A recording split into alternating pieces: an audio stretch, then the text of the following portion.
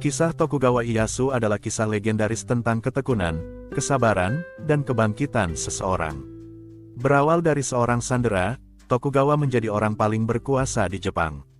Mengemban tugas penting, ia membantu mengubah Jepang menjadi kekaisaran modern yang bersatu. Pencapaian Tokugawa Ieyasu tidak tertandingi dalam sejarah kekaisaran Jepang dan tentunya menjadi sumber inspirasi. Kisah hidupnya menunjukkan bahwa dengan kesabaran apapun bisa dicapai.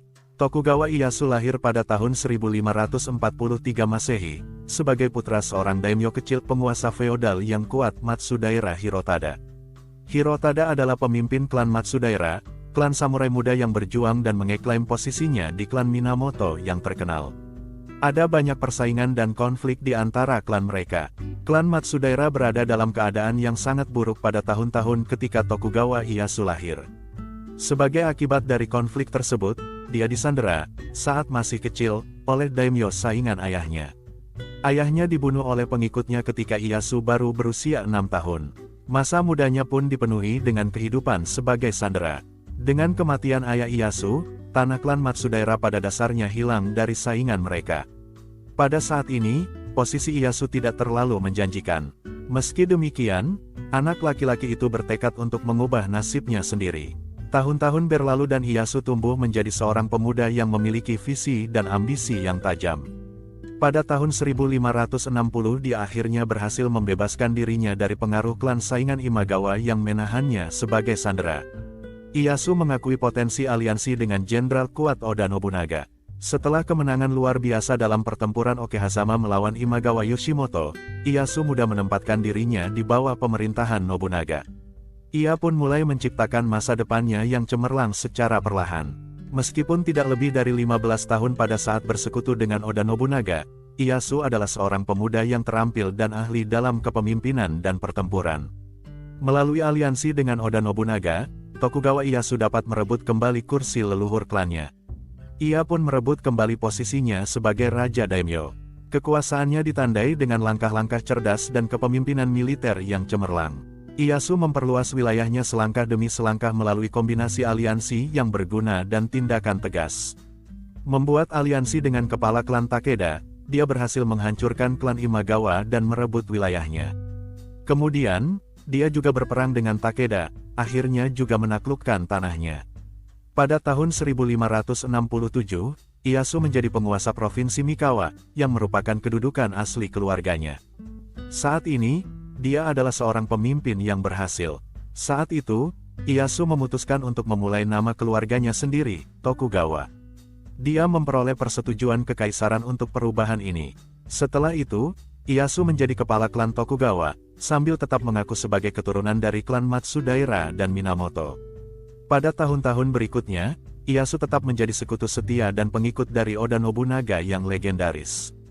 Ia memberikan bantuan dalam beberapa pertempuran yang menentukan. Konflik dengan klan Takeda berlangsung selama hampir 1 dekade.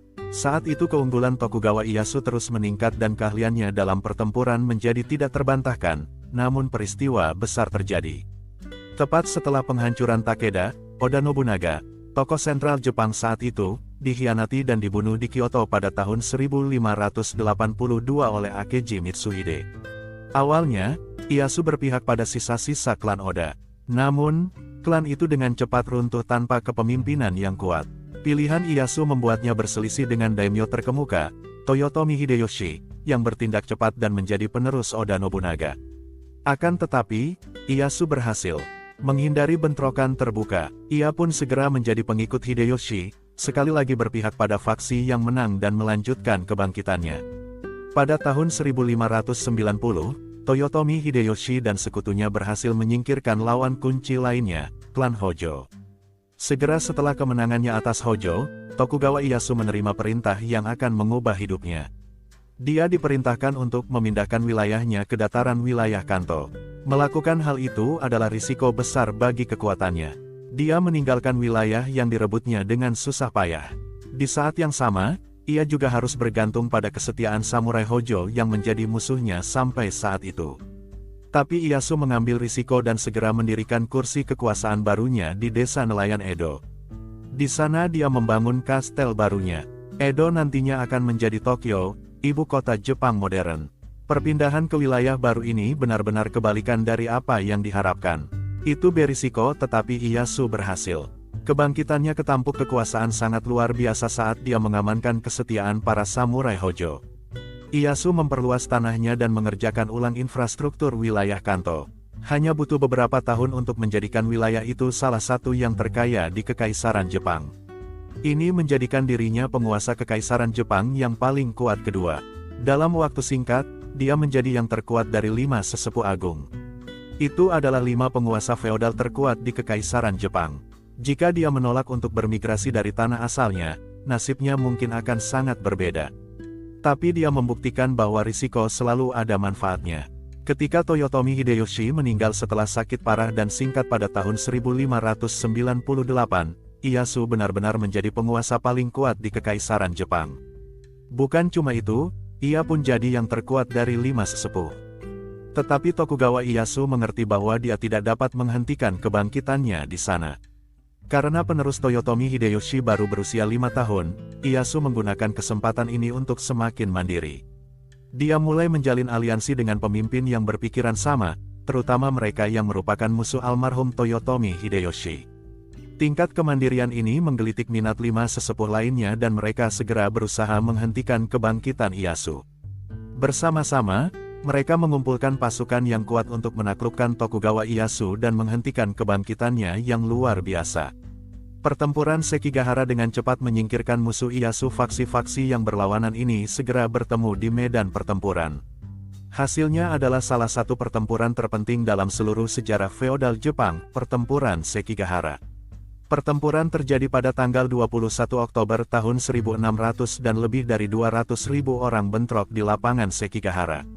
Meski secara taktis tidak menguntungkan, Tokugawa Ieyasu berhasil mengeklaim kemenangan yang menentukan dan brutal. Dia menghancurkan lawan-lawannya dan akhirnya melihat musuhnya Ishida Mitsunari dieksekusi. Ieyasu merebut wilayah sekitar 93 penguasa yang dikalahkan dan mendistribusikannya kembali ke sekutunya. Dengan kemenangan yang tak tertandingi ini, Tokugawa Ieyasu menguasai Kekaisaran Jepang. Ia akhirnya menerima gelar Shogun dari Kaisar Jepang pada tahun 1603. Saat itu Ieyasu telah berusia 60 tahun. Butuh sebagian besar hidupnya untuk mencapai posisi ini dan menunjukkan bahwa kesabaran adalah kunci kesuksesan.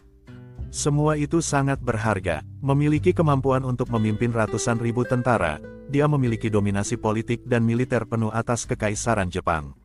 Segera setelah itu, Tokugawa Ieyasu mengukuhkan Kesogunan Tokugawa, pemerintahan militer feodal Jepang hingga tahun 1867.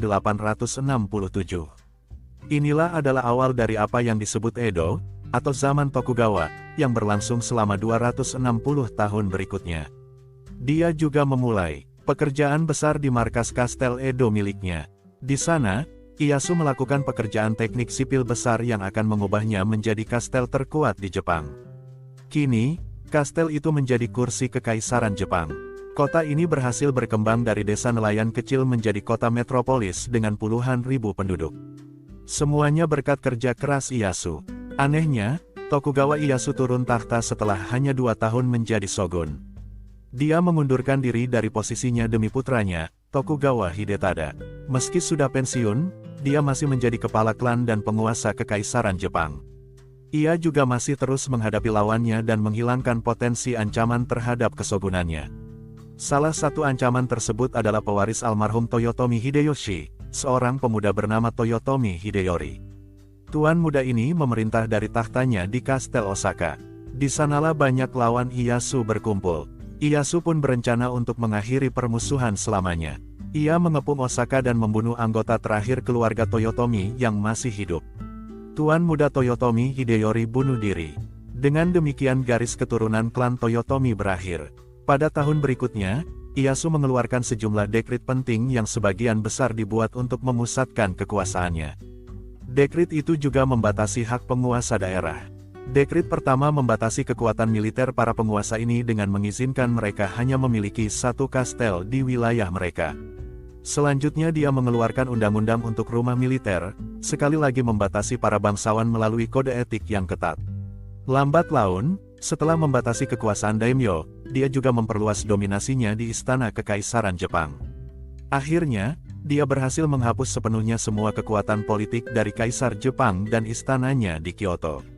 Selain itu, selama pemerintahan Ieyasu, hubungan luar negeri meningkat secara signifikan.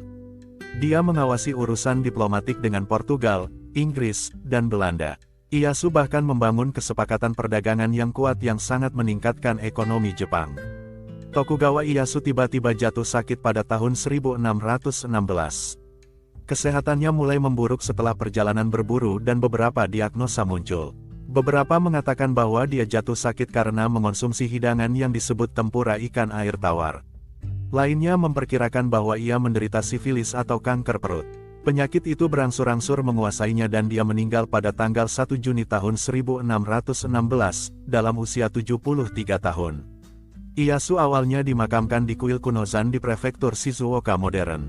Namun, pada tahun 1617 ia secara anumerta diangkat sebagai Dewa Toshodai Gongen, Gongen Agung, terang dari timur. Jenazahnya diabadikan di kuil Nikotoshogu di prefektur Tochigi saat ini. Sampai hari ini, kuil tersebut menjadi tujuan wisata yang sangat populer.